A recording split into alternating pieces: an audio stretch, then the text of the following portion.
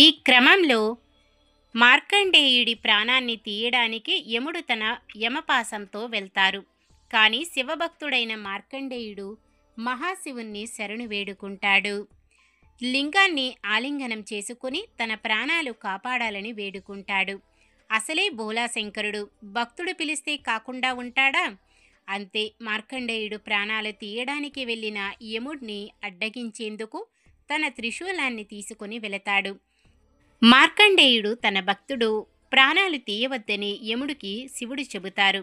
కానీ నేను తనకు అందరూ సమానమే, అందుకే తనకు సమవర్తి అనే పేరు వచ్చింది. పేద గొప్ప, భక్తుడా నాస్తికుడా అనే తేడా తనకు తెలియదు. ఏ భక్తుడైనా తన విధి నిర్వహణలో పక్షపాతానికి తావులేదు. అర్ధాయుష్కుడైన మార్కండేయుడు ప్రాణాల్ని తీస్తాను అని స్పష్టం చేస్తాడు యముడు.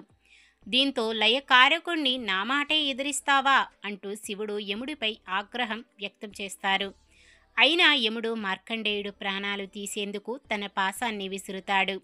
ఆ పాశానికి మార్కండేయుడికి మధ్యలో శివుడు తన త్రిశూలాన్ని అడ్డంగా పెడతాడు.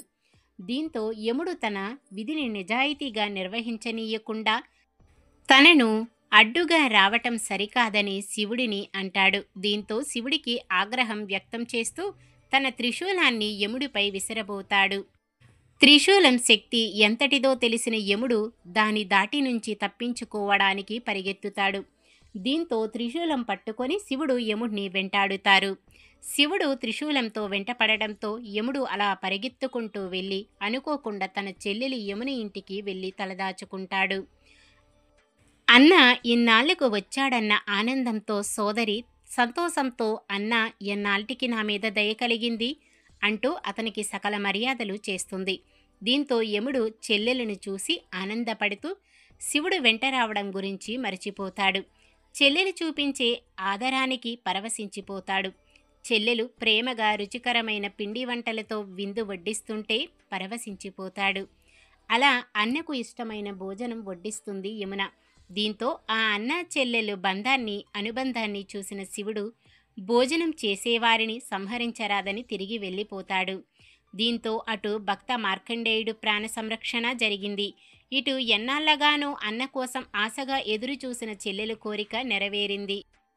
అన్నకి తృప్తికరంగా భోజనం పెట్టాలన్న యమున చిరకాల వాంఛ నెరవేరుతుంది. శివుడి ఆగ్రహానికి గురికాకుండా తనకు రక్షణను కల్పించిన చెల్లెలి అతిథి మర్యాదలకు యముడు ముగ్ధుడవుతూ, చెల్లెల్ని నీకిష్టమైన ఏదైనా వరం కోరుకో అమ్మా, తీరుస్తాను